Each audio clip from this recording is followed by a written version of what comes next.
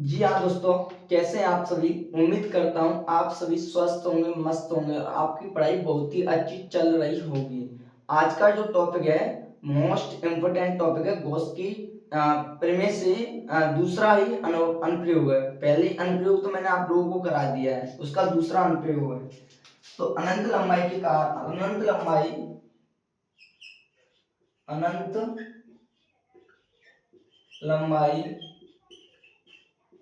के आवेशित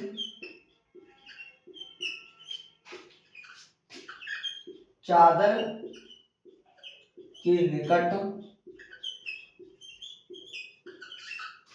वैद्युत क्षेत्र की तीव्रता वैद्युत क्षेत्र की तीव्रता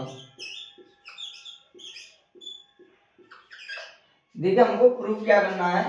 हमको करना है ई बराबर सिग्मा अपॉन 2 एप्सिलॉन नॉट। मेरे दोस्तों हमको ये प्रूफ करना है। हमको क्या प्रूफ करना है मेरे दोस्तों? हमको ये प्रूफ करना है कि ई बराबर सिग्मा अपॉन 2 एप्सिलॉन नॉट, ये हमें प्रूफ करना होता है। चलते हैं दोस्तों, कैसे आता है।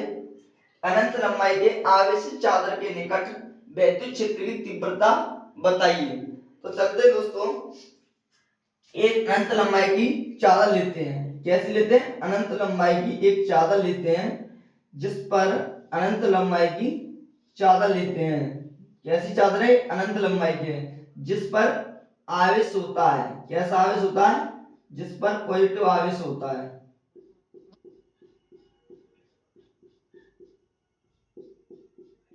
कैसा आवेश होता है? पॉजिटिव आवेश होता है, जिसके आर दूरी पर, कहां पर? आर दूरी पर एक बिंदु ओ लिया जाता है। क्या लिया जाता है? ओ लिया जाता है। वहां पर एक बिंदु ओ लिया जाता है, वहीं पर विद्युत क्षेत्र की तीव्रता ई ज्ञात करनी होती है। क्या ज्ञात करनी? ई। तो हमें एक गॉसियन पृष्ठ भी लेना होता है, क्योंकि हमें गॉस के नियम के द्वारा ही निकालनी होती है। गॉस का अनुप्रयोग है, इसलिए हमें गाउसियन पृष्ठ लेना होता है। तो हमारा गाउसियन पृष्ठ ये रहता है। कैसा हमारा पृष्ठ? गाउसियन पृष्ठ होता है। और देखिए हमें इसके दूसरी ओर भी निकालना होता है। यहाँ पर मानते हैं ओ डैश, एक होता ओ और दूसरा होता ओ डैश।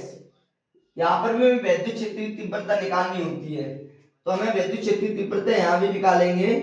तो देखिए हमारा इसका एरिया होगा, एक स्मॉल भाग के लिए निकालना होता है डीए, इसका भी डीए निकालना होता है। तो इसकी जो पॉजिटिव आवेश कारण बाहर की ओर होगी तीव्रता, इसके कारण हमारी बाहर की ओर होगी, इसकी डायरेक्शन है।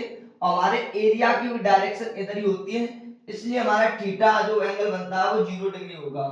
इसका भी हमारा वैद्युत क्षेत्र की तीव्रता यानी जो उसकी डायरेक्शन होगी इधर की तरफ होगी। किधर होगी सर? इधर की तरफ होगी। हमारे एरिया की भी डायरेक्शन इधर होगी, तो हमारा थीटा बराबर हमारा 0 डिग्री लिख देते हैं। माना माना माना एक समतल चादर, अनंत लंबाई की समतल चादर, अनंत लंबाई की समतल चादर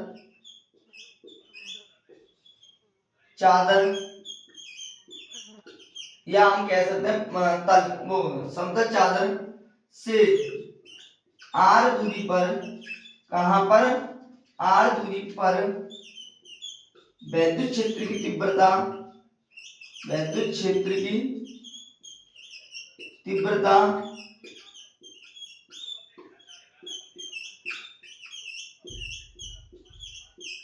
ई ज्ञात करनी है।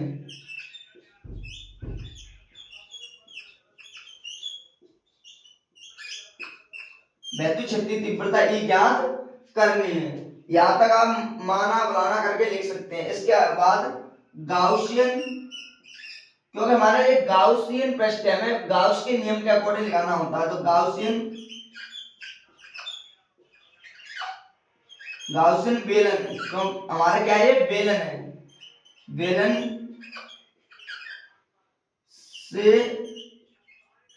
बनने वाला या गुजरने वाला कुल फ्लक्स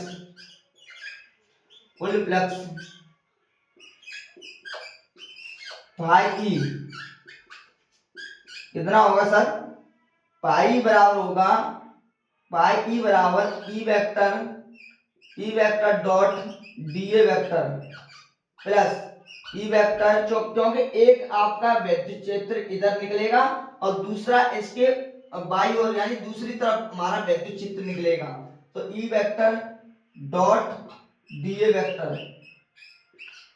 यहां तक आप अपना समझ लिए। हमने एक चीज और समझ लीजिए, हमने एक चीज और पढ़ा है, जब जब डॉट आता है तब तब क्रॉस लगाते हैं, तब तब क्रॉस आता है तो जब जब हम साइन लगाते हैं। डॉट आएगा तो क्रॉस लगाएंगे और क्रॉस आएगा तो साइन लगाएंगे, ये हमारा फिजिक्स का रूल है। तो पाई बराबर E vector D A cos theta plus E vector dot हटाओ डी ए cos थीटा लगाओ, तो यानी इसे हटाएंगे तो cos थीटा की जगह लगाइए 90 अंश, सॉरी 0 अंश, 0 डिग्री, इसको भी हटाइए 0 डिग्री लगाइए, तो E vector D A plus E vector D A, क्योंकि cos 0 का मान होता है 1, इसलिए हमारा, तो हमारा हो जाता है पाई बराबर, यहां तक आप नोट कर लें।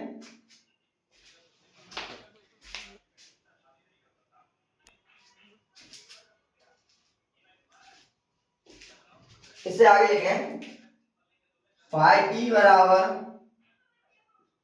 बराबर 2 E D E vector D A vector, तो फाइव ई, इससे आगे लिखें गॉस के नियम से, गॉस के नियम से, गॉस के नियम से।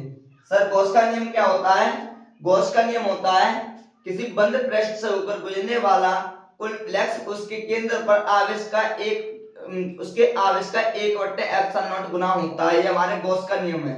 किसका? 1/ε0 गुना होता है।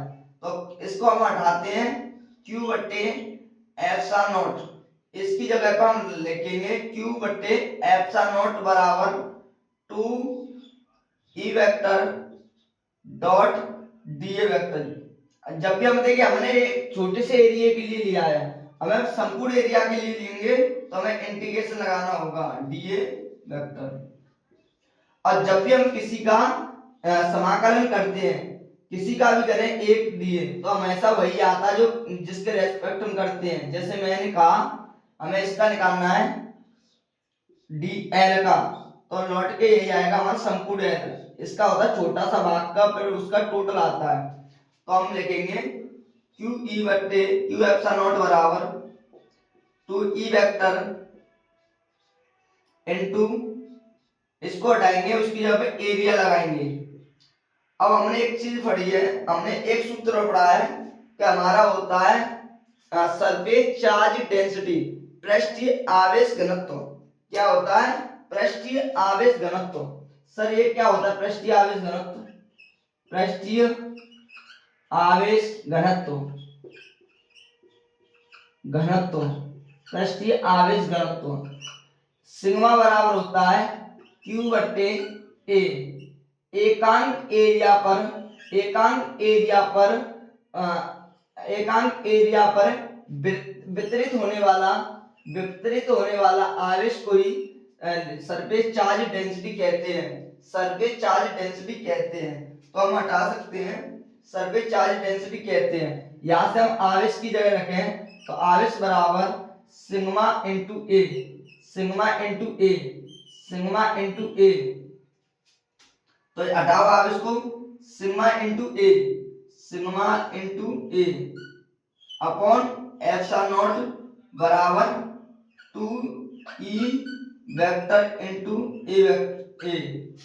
और ए से ए कैंसिल, तो हमें ई निकालनी होती है, वैद्युत क्षेत्र तीव्रता निकालनी है। तो वैद्युत क्षेत्र तीव्रता आपकी आएगी वैद्युत क्षेत्र की तीव्रता आएगी sigma upon 2 epsilon not. Sir हमें यही प्रूव करना था, यही हमारी क्या है कि अनंत लंबाई के कारण आवेशित चादर के कारण अनंत लंबाई के आवेशित चादर के कारण वैद्युत क्षेत्र की तीव्रता है।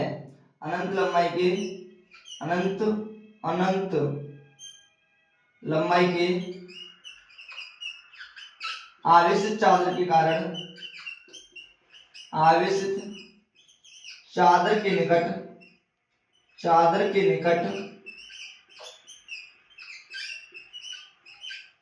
वैद्युत क्षेत्र की तीव्रता है। वैद्युत क्षेत्र की तीव्रता है। क्या है मेरे दोस्तों, ये वैद्युत क्षेत्र की तीव्रता है। हमें यही प्रूव करना था, अनंत लंबाई के कारण अनंत लंबाई के आवेशित चादर के निकट वैद्युत क्षेत्र की तीव्रता बताइए। मोस्ट इंपोर्टेंट है, आप इसको डेरिवेशन को याद करके जाएं और अपना समझ के जाएं।